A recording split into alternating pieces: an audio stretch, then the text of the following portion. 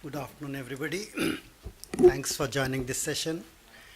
And it's a very unique occasion because I'm told this is the first time World Economic Forum, a regional event in India, is having a science and health stream also. And there are several sessions which have been lined up on science and technology as well as health, which some of you would be attending. And the timing of this session itself, I believe, session is called Scientific India. It could not have been better. And this week, as we know, we are celebrating science. The Nobel Prize session is on. So it's a very right time for a discussion on science in India and its various facets. Especially the subject of Nobel Prize often evokes different kinds of reactions in India. Very often people ask, what can India do to win a Nobel Prize? I'm not going to ask that question, but that's a question which is, uppermost in the mind of several people, including policy makers. I'm sure if there was a politician on the panel, he or she would have asked this question. People even have asked that is there any magic formula to win a Nobel Prize? But if we have a policy goal to make India one of the top 3 science superpowers by 2030, then we need to look for solutions. If certainly not a magic formula to win a Nobel Prize. Of course, India has done a lot right in science, if you know. I'm not going to get into that, We have had several achievements. And to start with your space and atomic energy, the green and white revolutions, all those are great achievements for a country, because a number of countries achieved independence at the time when India did, and very few of them are at the stage where India is today. But at the same time, we need to ask some hard questions. We need to go to the next level. If the stated goal is by 2030, we need to be a science power, whatever that means. That's stated in the policy.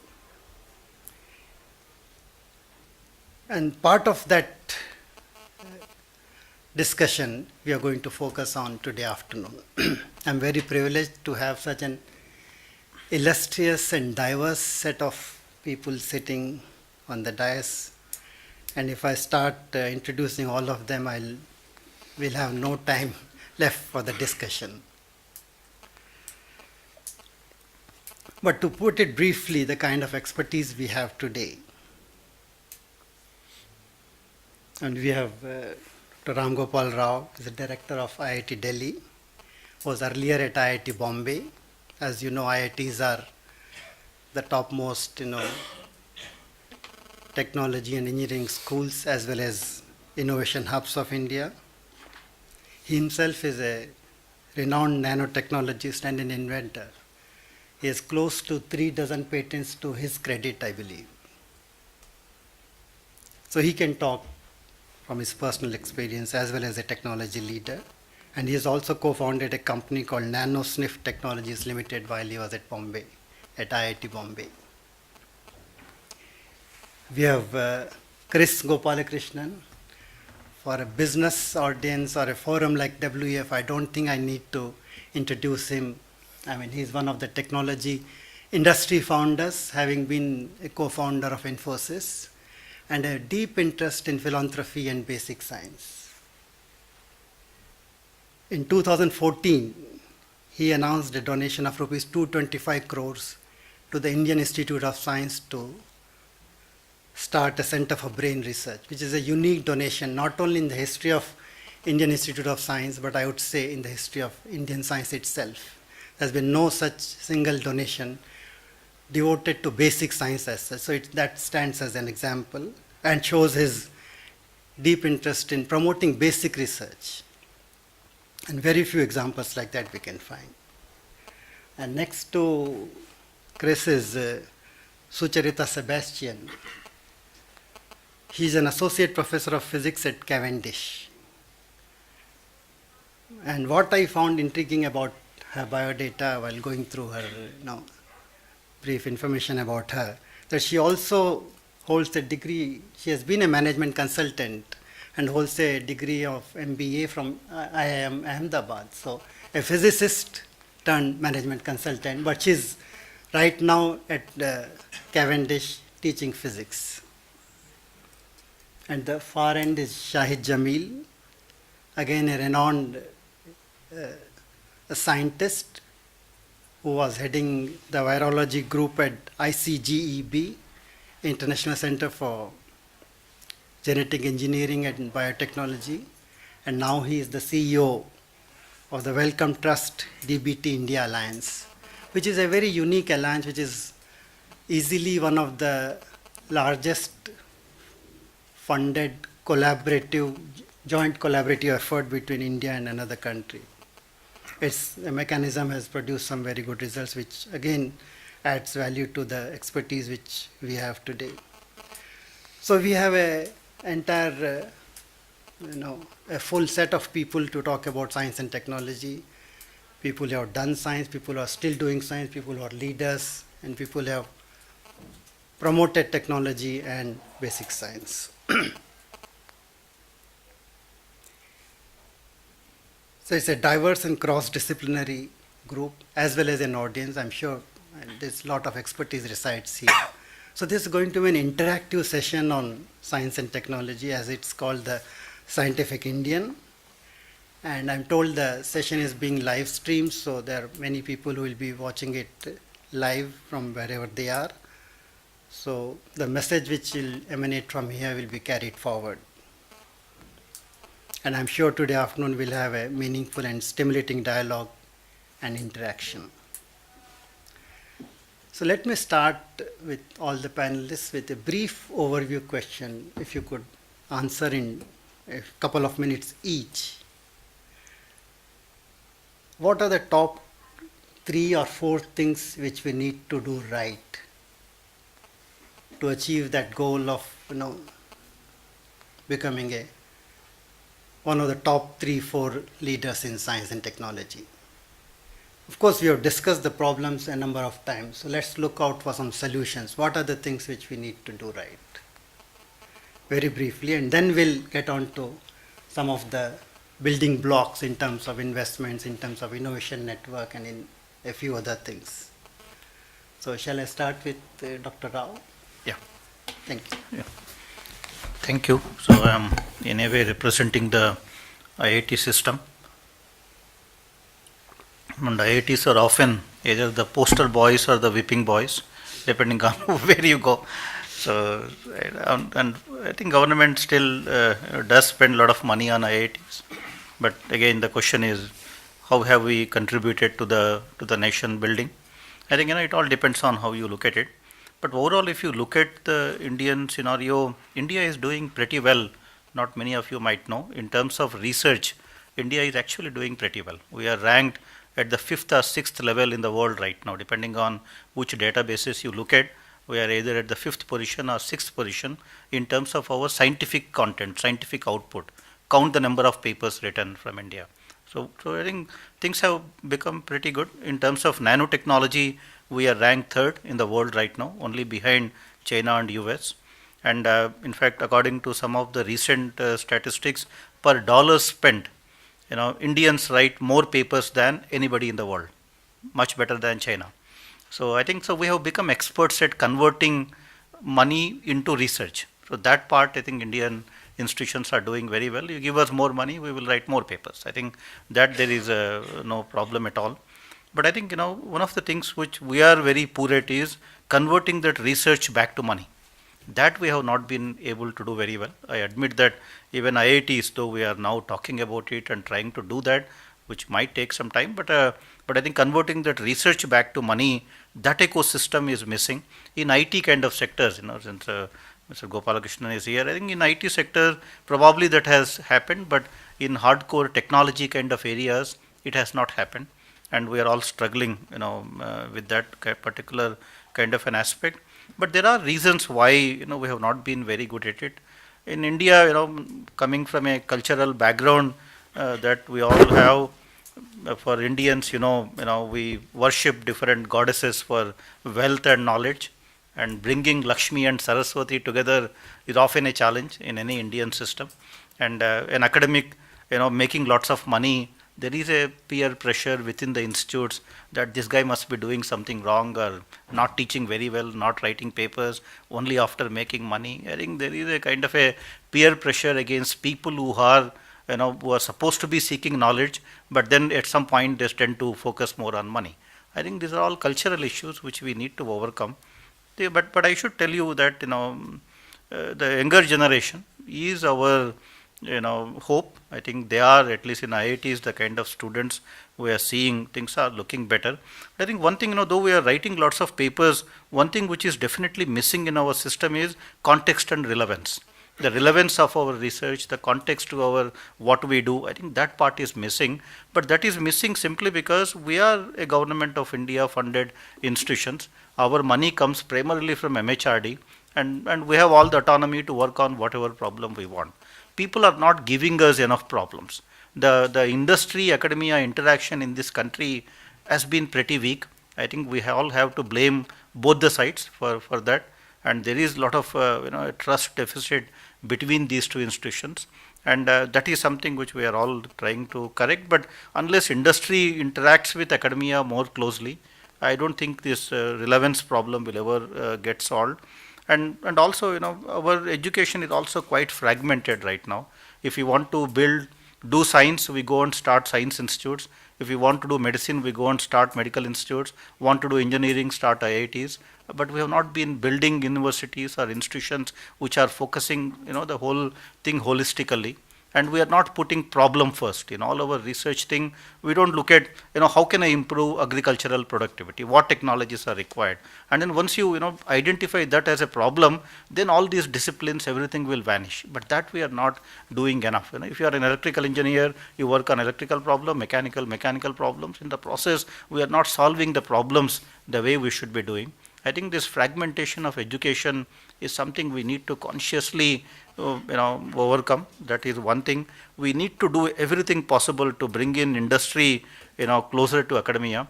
And I was recently in some Government of India meeting.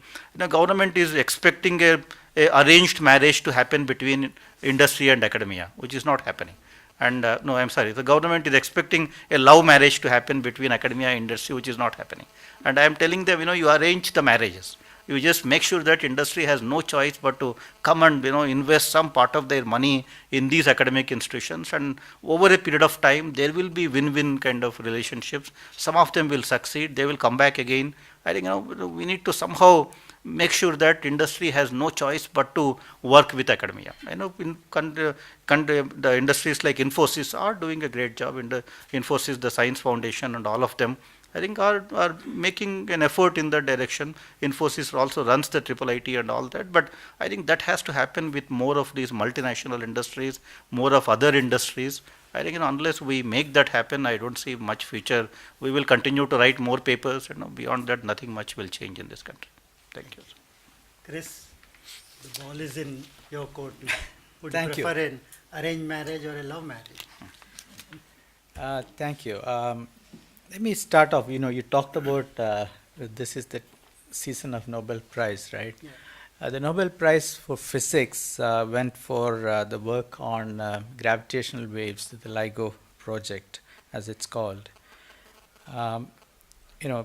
The three people who got the prize, Rainer Weiss, Barry Barish, and Kip Thorne, they have been working at it from 1970 onwards.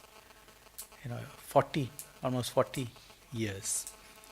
And only recently they saw success.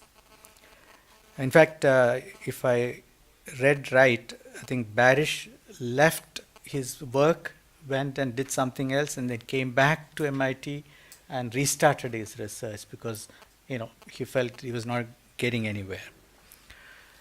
There's another reason why I wanted to say this. As many as 37 Indian scientists from 9 institutes are actually part of this effort. Overall, about 1,000 people around the world are part of this effort. Co-authors. So about 37 people have actually fully contributed and co-authors of this research paper. People like Sanjay Durandar at the IUCAA has been working at it for 30 years. So large, ambitious projects take long periods of time, and the cost of LIGO project is in billions of dollars actually. So let me now come to, you asked the question, what are some of the solutions? One, we need to have ambitious mission mode programs, a few of them.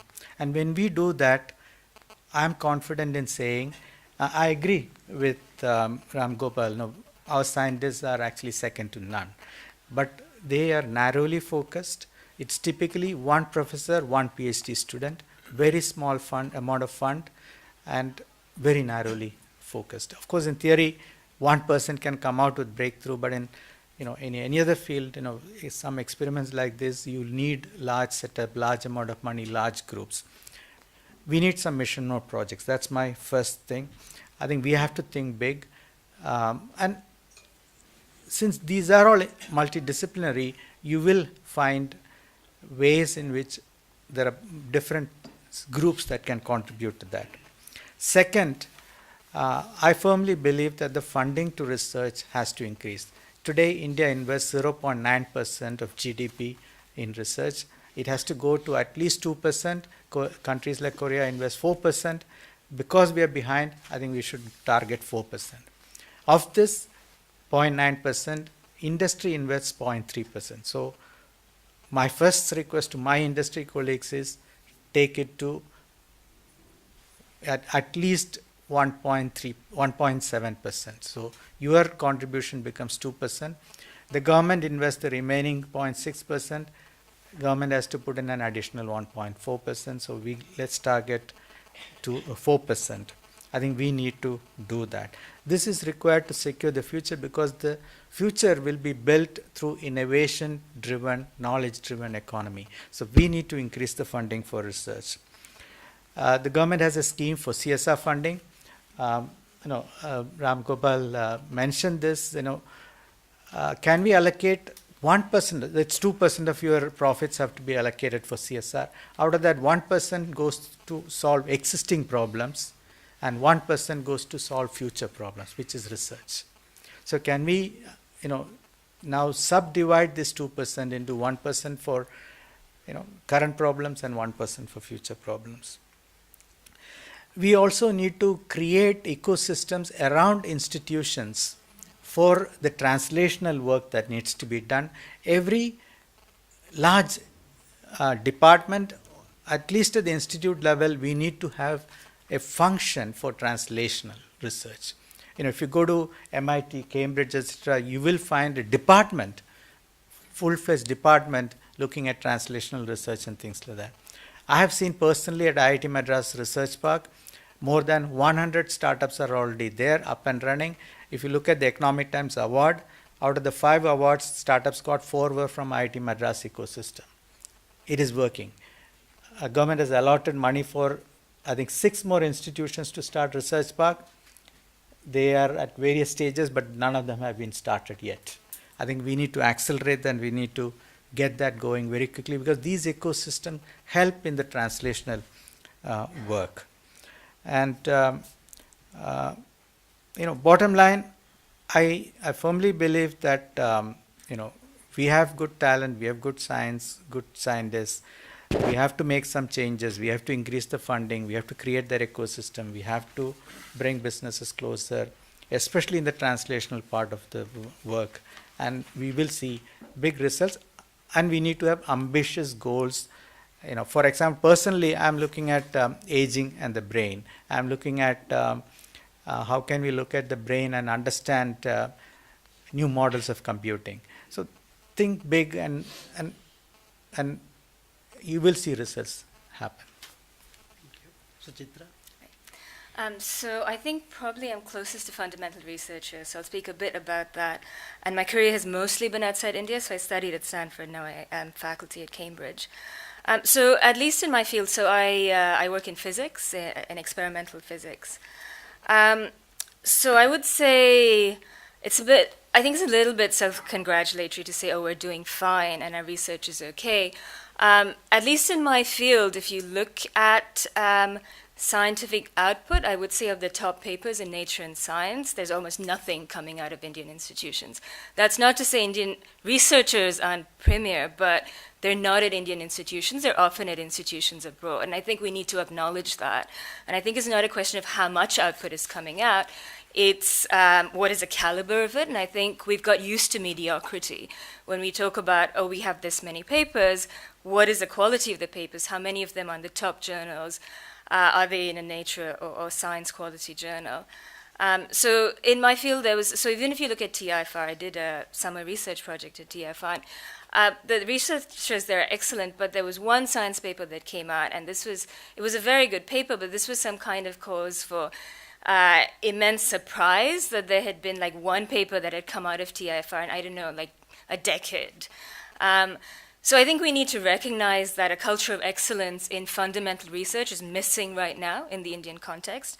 And in order to change this, we need to acknowledge that there's a vacuum right now. And I think excellence in other fields is recognized. Obviously, you know, we're familiar with say excellence in the area of cricketing or Bollywood stars, but when it comes to scientific excellence, there's like the Nobel Prize, and then there's this big vacuum, as though a Nobel Prize is going to appear out of nowhere if there isn't a pool of excellent research happening. And as I mentioned, so I think there's a couple of things that need to change. So obviously, funding needs to be increased, but so say at TFR or IISc, specifically, funding is not an issue because I think the limited amount of funding there is, it's concentrated in a few locations. But I think the amount of funding increasing is necessary for a volume of excellent research to be built up. So I've considered coming back to TFR, places like that, but the challenge is not funding because you get grants. The challenge is there are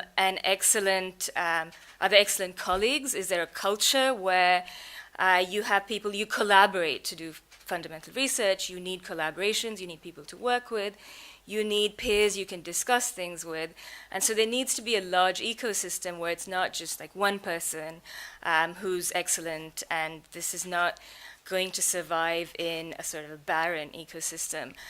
Just because doing research is challenging in and of itself, and you need a support mechanism, you need excellent researchers to increase morale, to increase the pool with which you can collaborate. So I think funding increase needs to go into volumes of excellent researchers and not just one or two here or there.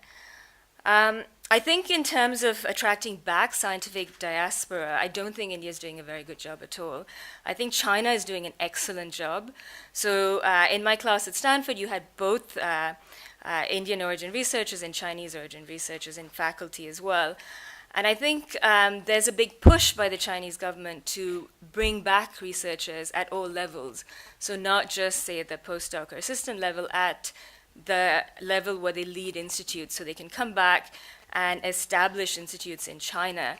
And there's a drive for them really to compete and say, we're the best at this, and they're going toe-to-toe with the US. And the Indian researchers just get sucked into the US system, which, for understandable reasons, there is no drive to bring them back. There's no incentive. So in China, there's an incentive called, I think it's like 1,000 leading lights, where there's different mechanisms for people to come back, either full-time or spend a few months in China and contribute to research there. So there's various different schemes, but this is an actively promoted way for the scientific diaspora to come back, which I don't see in India. So all of these are not, problems from which there is no recovery, and the tragedy is that actually scientific researchers from India are, of course, among the top caliber. They're everywhere. If you look at a paper, it has a slew of Indian names on it. They're just not at Indian institutes. So to me, that's the challenge. And finally, I think this the fundamental applied connection. So I think, as Chris mentioned, so I think one of the things that needs to be recognized is that in order for applied technology to come out, there needs to be a vast background of fundamental research. Again, it's not going to come out of a vacuum. So when, say, communications was invented, so cell phones, the telegraph, radio, this was built on the back of electromagnetic waves. And this was a discovery that was a purely theoretical discovery. So Maxwell conjured up these equations. They were just purely mathematical equations, and this was purely curiosity driven. And decades down the line, all of contemporary technology is based on this. But I think for the government to say, okay, let's tackle these immediate problems, go away and do some research and solve these problems that affect society today. Of course, it's critical to be addressing these problems and for research institutions to work hand in hand with industry, and I think this is critical. But I think that fundamental research in and of itself needs to be valued, and with the understanding that it will take time for it to percolate to technological translation. This doesn't mean it's not important. It just means that there needs to be a vibrant fundamental pool of research in order for applications to emerge, and it's not going to emerge out of nothing. Shahid? Thanks, Dinesh. You know, there's a good thing about speaking last, that you've heard what everyone said, but the bad thing is that everything useful has been said. So The let me next round will begin from your reiterate end. The next round will begin from your end. Let me reiterate a couple of points. I think you made a very good point about basic and fundamental research. And suddenly the atmosphere in the country is that all you should do is applied research. CSIR has been told, for example, that no basic research will be funded. They should be working only on applied things, products, processes. And there's a fundamental flaw in that.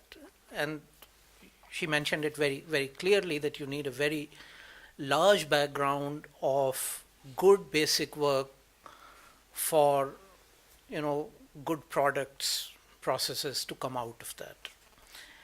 This is the Nobel Prize season. You're hearing every day a prize being announced. Just the other day, the chemistry prize was announced for cryo-electron microscopy. Now, cryo-electron microscopy, which is being used today to solve structures that will lead to drug discovery and many other things, was a very, very fundamental problem when it was studied. You look at gene editing, which has become very hot right now. The CRISPR-Cas technology, which is at the base of this gene editing, developed because people were interested in studying how bacteria protect themselves against viruses that affect bacteria. A very, very basic problem, and this technology came out of that. So the point is, and there are thousands of such examples. The point is that you need a very good, background of basic research for good things to come out of it. And the same really goes for innovation. Innovation requires a threshold. There has to be a size threshold, and a tipping point comes eventually. I don't believe we have reached that tipping point in the country because we've really not invested in size as far as the numbers of people who are doing science and technology in the country, as well as the amount of funding that is going into science and technology. I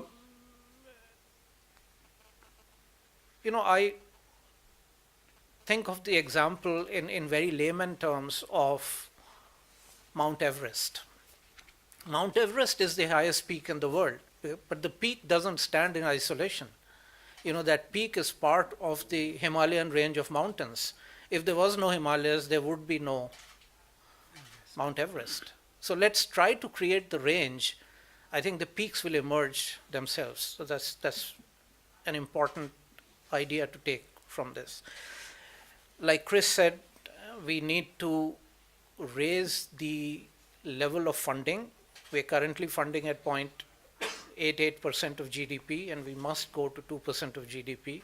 We've been hearing about it for the last 10, 13 years. 2 terms of UPA we have been hearing, and the last 3 years we've been hearing. It hasn't happened. It must happen. So the 3 things, Dinesh, that you asked us to highlight, one of course is funding. The other is do good science. Don't worry about basic science or applied science. Just do good science. There's no basic or applied science. There's only good science and bad science. So let's try to do good science. And the time has come for us to be doing more interdisciplinary, multidisciplinary science, which is aimed at solving problems. And if we are able to do that, then everything that we desire will come out of it. And the one point which I don't believe anyone touched on, which I would say is on my top 3 list, is that we should nurture young talent. There is a lot of young talent that is coming into India today. And that is because of improved facilities back home, but also very serious funding problems overseas. NIH in US, National Institutes of Health, is funding at 6 or 7 percentile. 95%, 94% of the grants are getting rejected. People are not getting funded. Very, very good people. Some of those people are moving out of necessity. So let's grab that opportunity. But when I say nurture young talent, what I'm saying is that we should provide these people the right ecosystems to work in. This is what I do in a day job. The program I run is a fellowship program. We bring in people with very good funding, and we bring really the best people. Our funding rate is about 10%, so 90% of people who apply to us don't get it. But when we place these people in institutions, the institutions are not backing them up as much as they should be backing them up. They're not backing them up for becoming future leaders. They're not backing them up for communicating their work well. And they often have to struggle with something as small as a health insurance policy for their family. So there are structural issues that institutions need to solve before we are able to really, for us to be able to really support our young people. So I'll stop there. Thanks. I think quite a few strands have come out of this very brief discussion. One, of course, is relating to the big issue of R&D and how do you R&D funding, how do you increase that kitty which has been there for a long time? Is it through CSR? Is it through a forced marriage with industry? Or is it to simply enhance government funding? And these days we don't even hear about increasing public's investment in R&D. The government has been telling, as you mentioned, Shahid, that get money from the industry or get money from CSR. So there's a little bit of a confusion on the front of funding. How do we increase the basket of funding? Is it CSR versus CSIR, or is it the government which is going to fund? We are still to hear that, a solid statement from the government that, we are going to back basic research, we are going to back S&T and increase our R&D funding. Because if you look at the Dehradun Declaration, which has been in force for almost 3 years now, which clearly says that, these are the mandated things which the national institutes are supposed to do, and quite a few of them are engaged in doing that. So is that the way we are going to go ahead and increase funding? Or in effect, there has been a shrinking of funding, I would say. In practice, people have not been paid for regular projects, and there have been no major projects coming up. At the same time, there have been big commitments which have been made in the past 10 years about India's participation in big science. Like if you look at LHC, look at the LIGO arm, look at the square kilometer array. So those are big projects, which is a positive and which will have an impact or a spillover effect on the academia, on industry. It will lead to a lot of skill building and need for the next level of innovation in areas of manufacturing as well. So those are the positive ones. So funding is a major issue.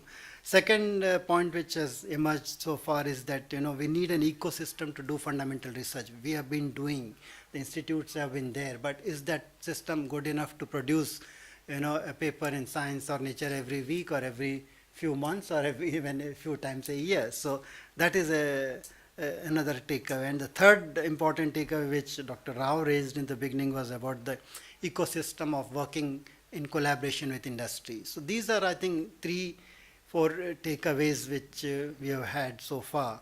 And specifically on this whole issue of funding, R&D funding, if I have to ask a specific question as to how do we really increase, should it come from the government? Because if you are talking of CSR money, it's a tied fund. It is tied to something, it is tied to the goals of the industry. It's like hot money in the financial market. It is there today, it may not be there tomorrow. It is linked to the profits of the industry. So it's too dicey a thing to depend on CSR money. So what are the new mechanisms which we can think of increasing R&D funding? Very briefly, very pointed solutions if from the panel. Anybody could start. Yeah, sure, Chris. So, as I mentioned, if we can look at the CSR funding itself and look at 1% of that going for research, that's one solution. Second is, there are significant philanthropists in the country today, and world over, if you look at many of the research is funded by philanthropists. So we need to look at how we can increase philanthropy involvement in research, which is, I'm talking to again my friends in the industry about this. Third, I clearly see that the government needs to increase its funding also. So as I said, it's about 0.6% of GDP.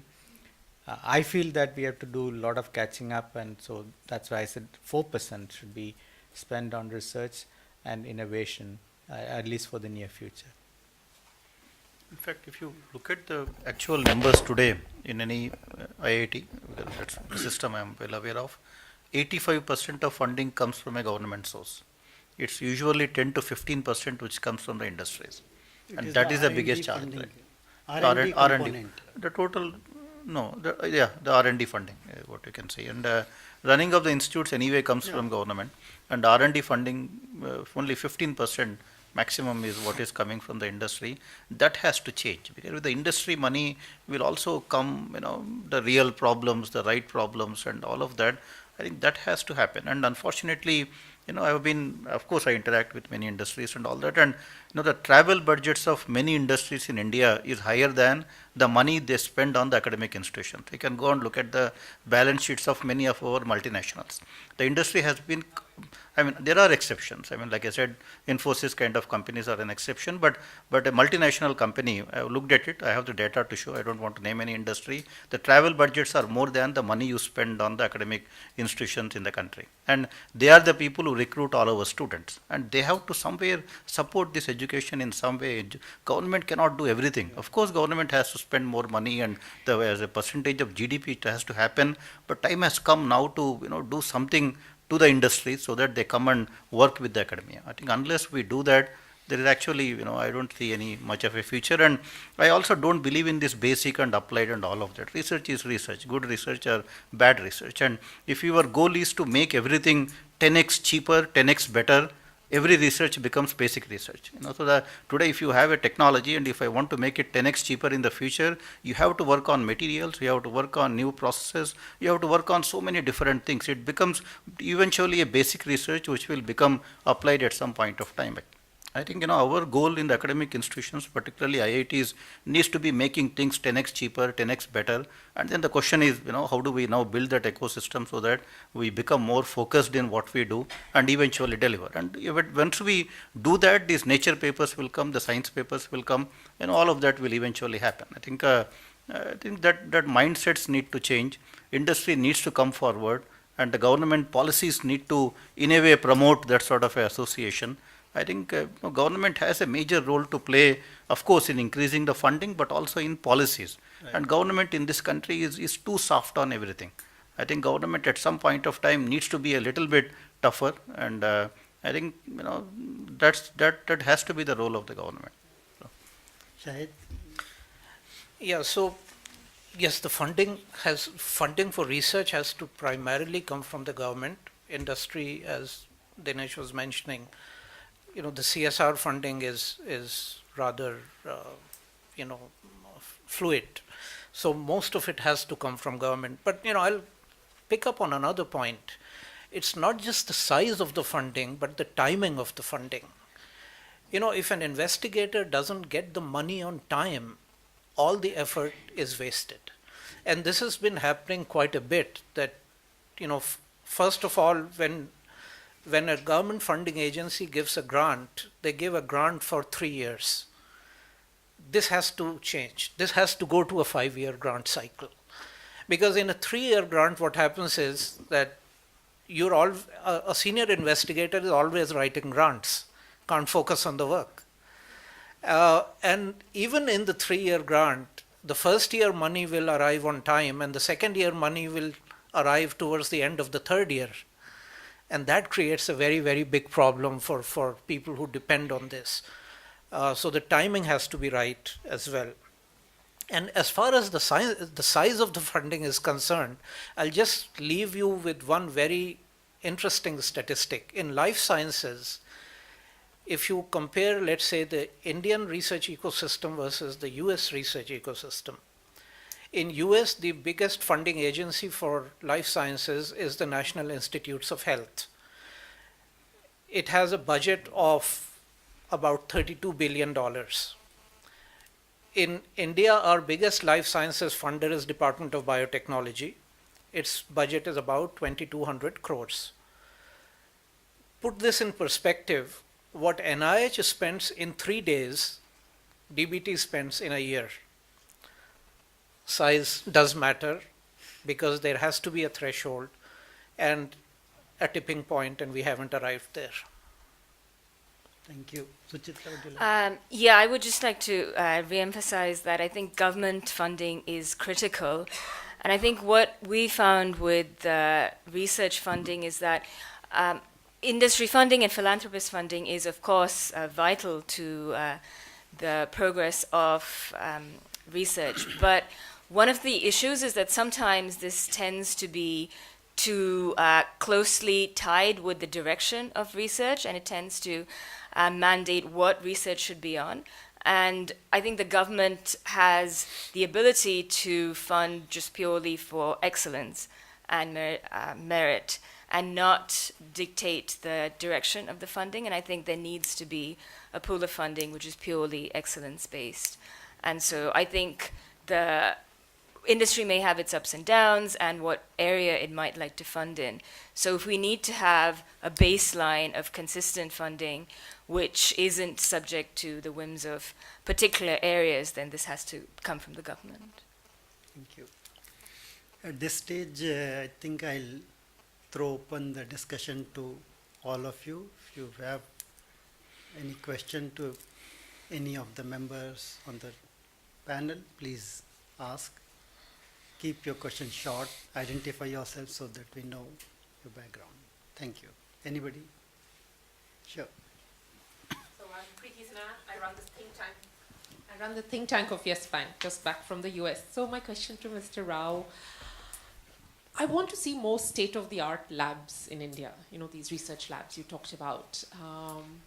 IIT, as you said, funded by government. So what can we do? I mean, what are the incentives to industry to come in and invest so that state-of-the-art labs can come up? We need that to keep great researchers in town. Thank you. I think that's a good model at IIT Delhi. We started this industry day and all that. But I can give you one example of applied materials, which is what I did at IIT Bombay. Now, for example, in applied materials, which is an American giant in terms of the semiconductor industry and the manufacturing, they set up a lab at IIT Bombay. Spent about $10 million, and that's an endowed lab. And then they said, now this is a facility available from applied materials. Now we want to work with the faculty and students and on the technologies which are of relevance to applied materials. Now, once the lab was set up, then people came forward and started working. Now, if you look at the applied materials R&D in India, it all happens out of IIT Bombay, because that facility was created by them. Now they are undertaking projects for their corporate, which are all very high end, which are very futuristic. Now there are like 40 people of applied materials, from applied materials, who are stationed at IIT Bombay. Now they have a 5,000 square foot kind of an area. It started as a 1,000 square foot sort of a lab. Now it's 5,000 square foot. Now there are more people, more things happening. They are filing patents. They are working with students. They are working with faculty. That's ecosystem. I think industry is taking that long-term view of establishing these facilities and working with the people. I think now they see that as very well integrated with applied research, and they were other day telling me, if they keep an equipment in their Santa Clara facility, even if they don't operate the equipment, they actually pay much more, for just keeping it in a clean room. Whereas at IIT Bombay, you keep it in a clean room, operate it, get so much out of it, still the money is much less than what they spend in US. I think that is what they are seeing as a benefit for them. And now they are growing, quite well in that kind of a scenario.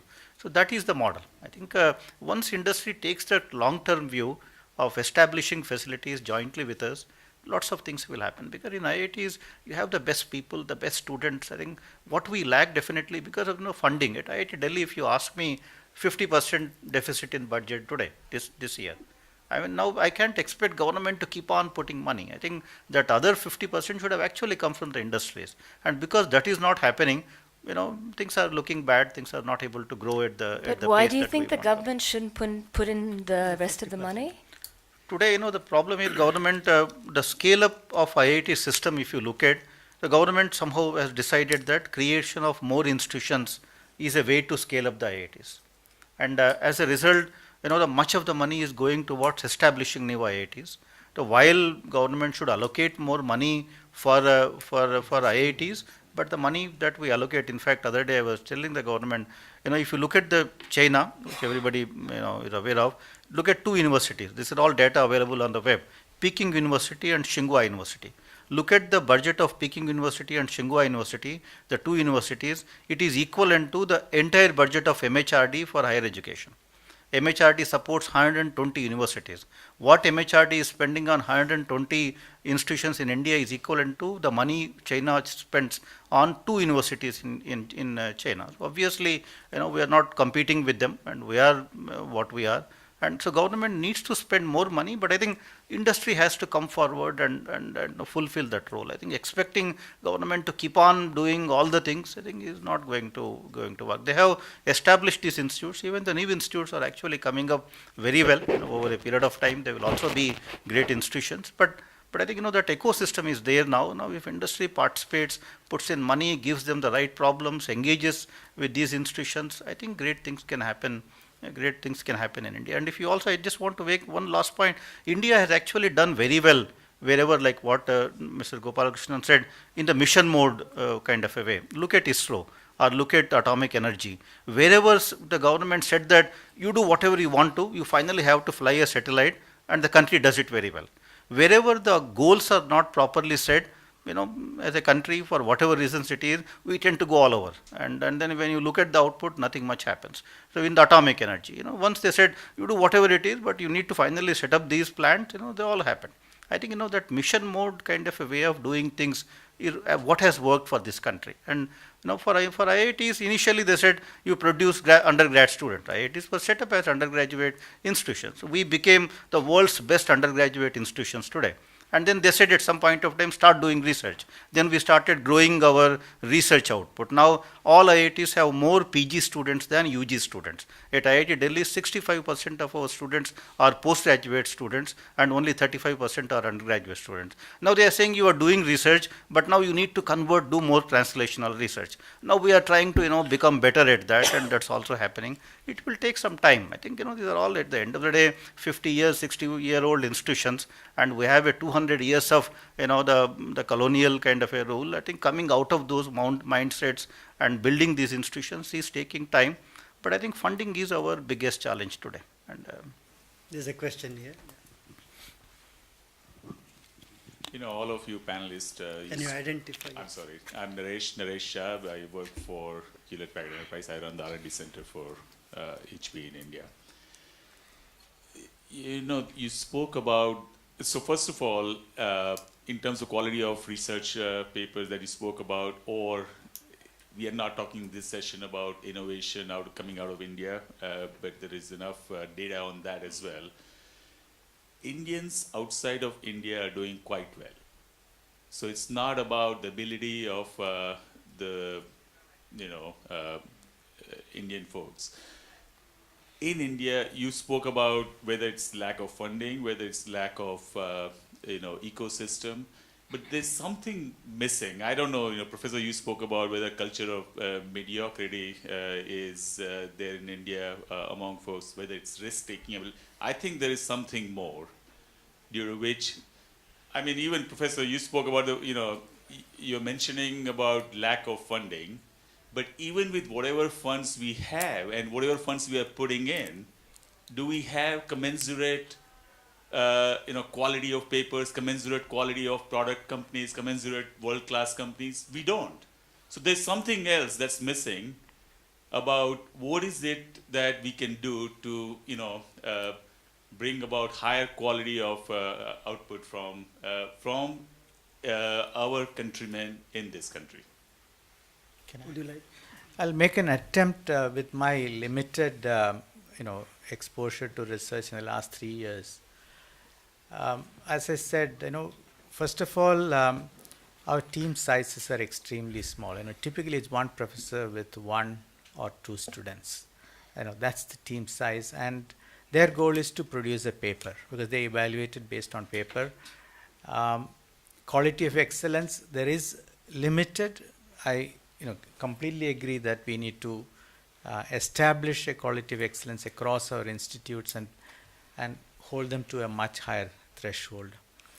But team sizes also have to be bigger. Collaboration, we collaborate better with institutions abroad than institutions in India.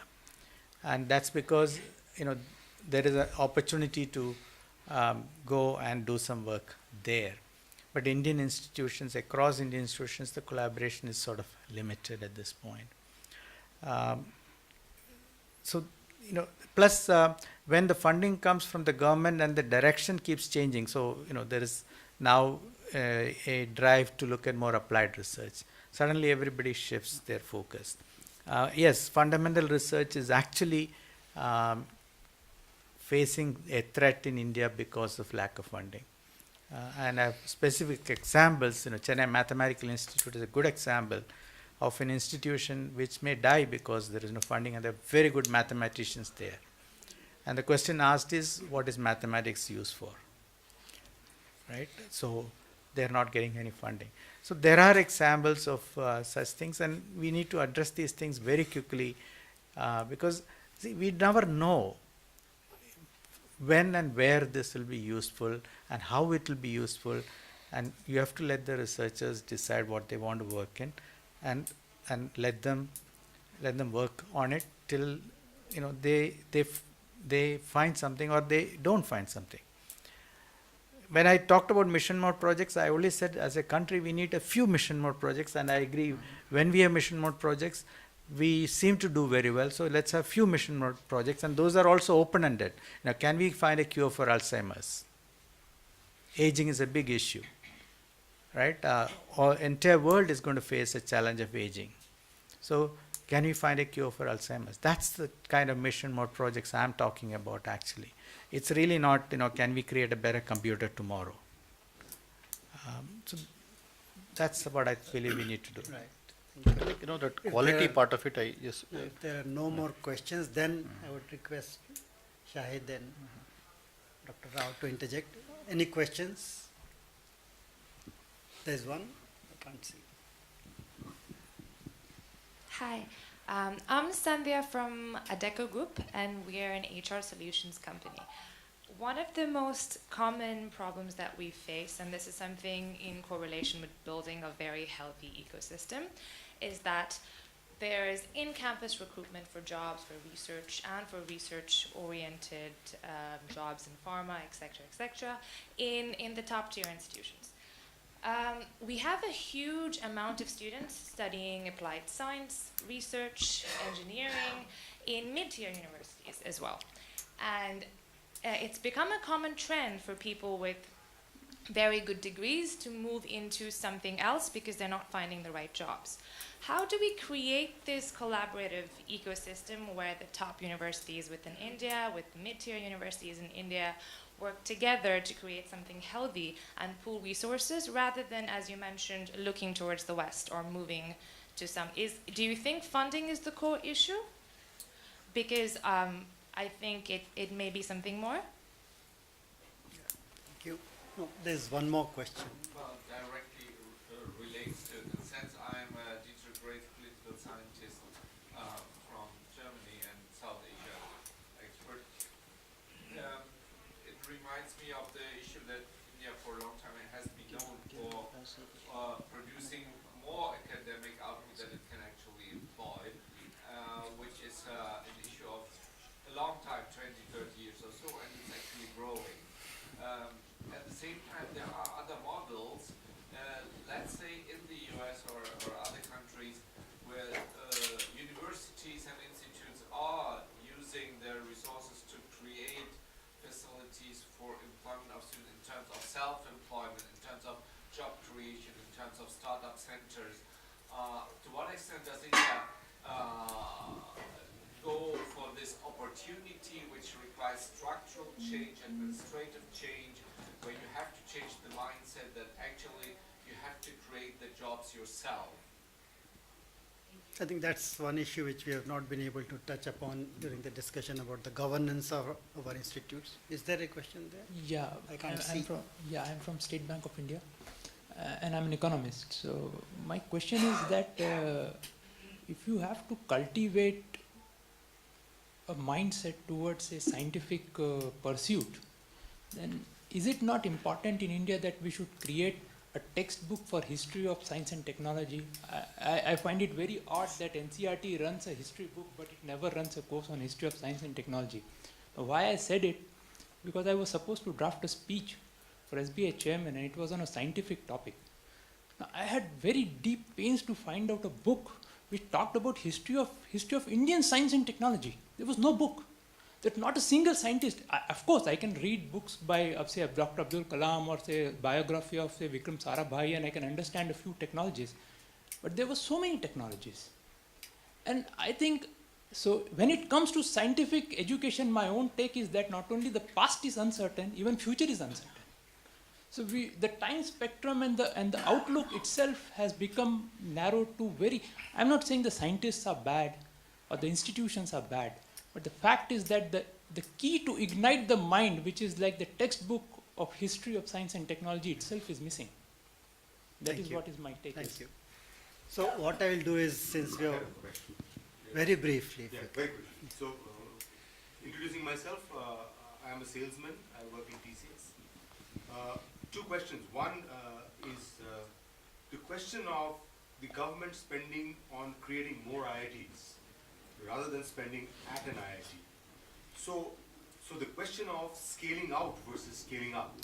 I just wanted to get some inputs from the members on what their thoughts are. I mean, what will create excellence? Is it scale out or is it scale up? That is the first question.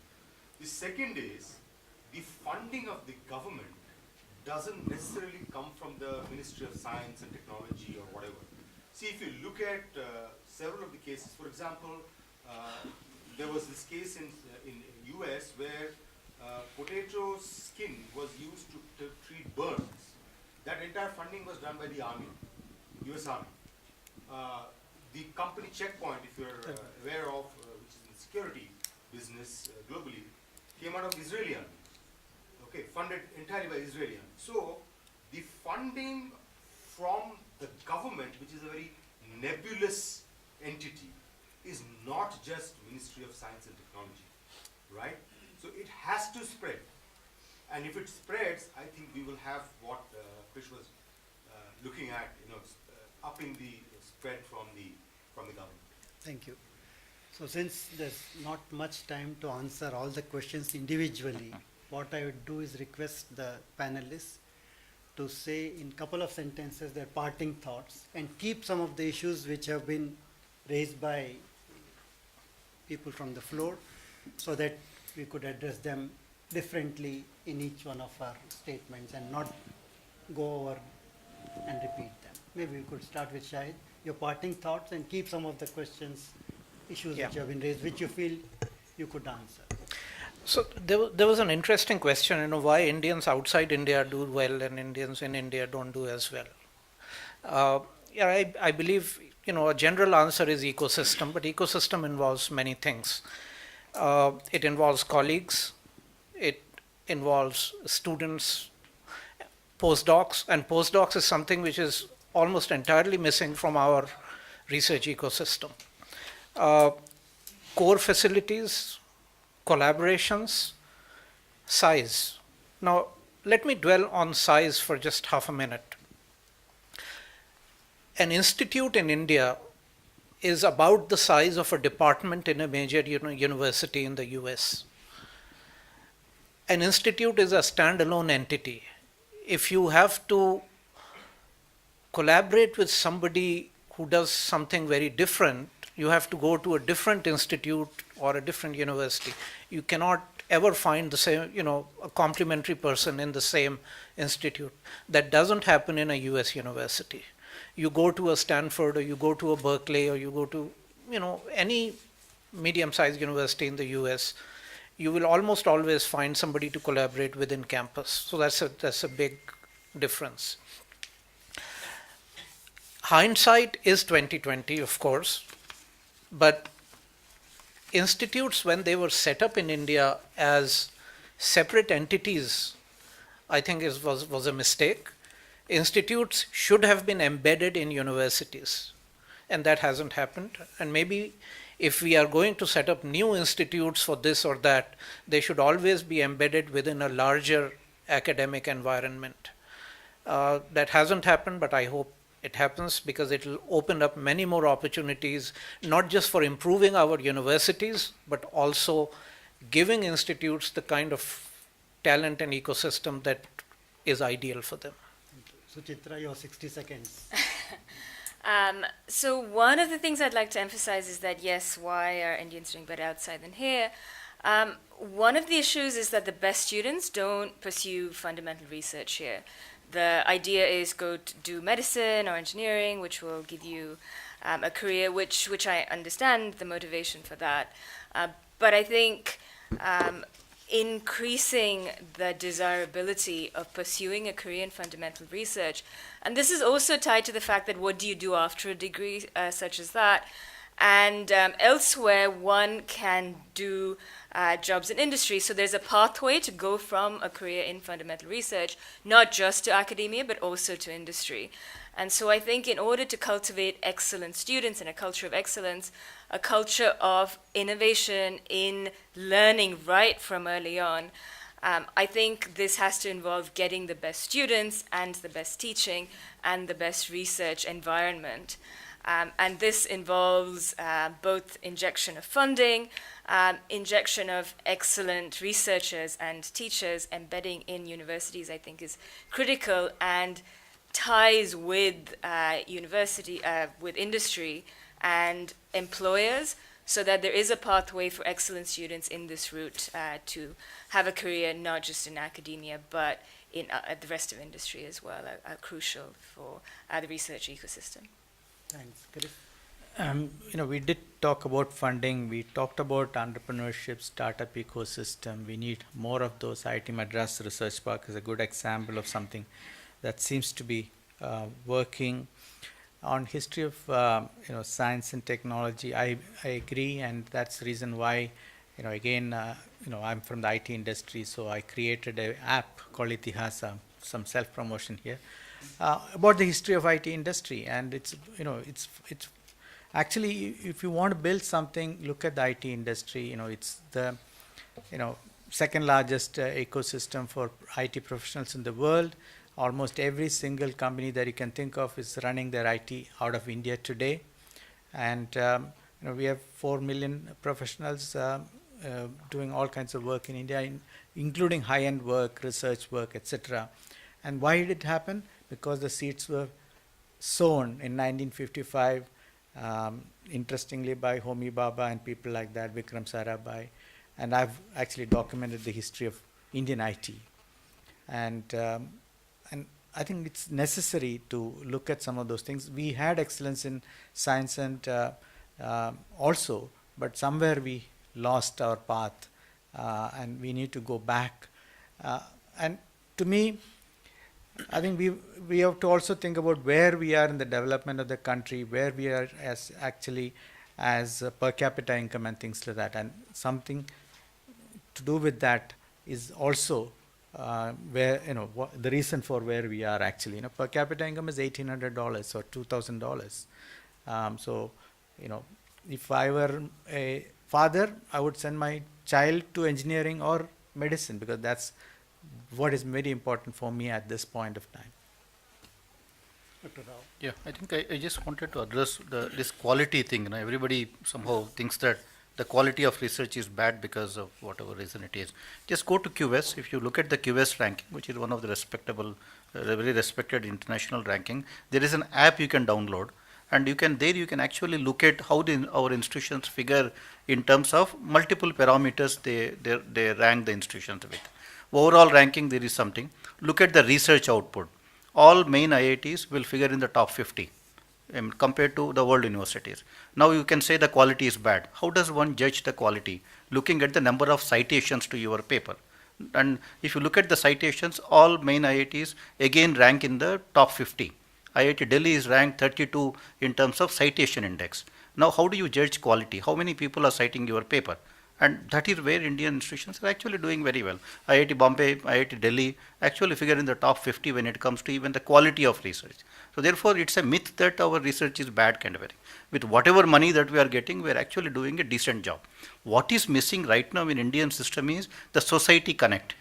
Now, because we are not connected to the society close enough, we have all the autonomy to decide our problems and work on a solution. Nobody gives us a problem. Nobody asks, whether the solution will work or not. So we decide our problems, publish a paper, do very well, people cite, but nothing happens beyond that. I think that is where the society connect needs to become better for our academic institution. There are Indians in US working on American problems. There are Indians in India working on American problems. The other day I was sitting on a panel for selection of somebody. The guy is modeling environment in London. Why? Because now I want to publish a paper in a particular journal. If I model the environment in Delhi, I cannot publish a paper in that journal. Only if I model the London climate, I can publish in that paper. Because the person is so focused in publishing a paper in that particular journal, and an Indian problem will not get him a paper in that journal. So therefore, that is what we have brought down eventually to. I think that Society Connect needs to get better. We need to start working on the real problems. Our goal in academic institutions needs to be, like I said, 10x better, 10x cheaper. Then every problem will become world-class problem, and after that, everything will actually work well. I think the mindsets need to change. We are so focused on publishing in those journals right now that is completely, destabilizing the ecosystem right now in the country. I think once industries come forward, give the right problems, once we look at the big picture, I think many things will actually get better. So and just to answer the question, IITs are still very small. I think we need more IITs. We also need to scale up our existing IITs. I think both the things need to be done, and government is starting more IITs, also pushing us to scale up our existing IITs. But at the end of the day, somebody has to fund them, and which is currently the issue. And hopefully, the GDP in terms of percentage, the funds are becoming available. Things will change. I think, and I am hopeful. I think the transformation has begun now, and another 10 years from now, we will see a lot of good things happening in these institutions. Thank you. Thanks, Dr. Rao. And on that optimistic note, I think we come to an end of this session, and thanks everybody for your kind attention and your participation. And thanks, Alice, for putting together such a wonderful panel. And I hope there will be more and more of science in the future sessions of WEF India. On that note, I thank all of you. Thank you.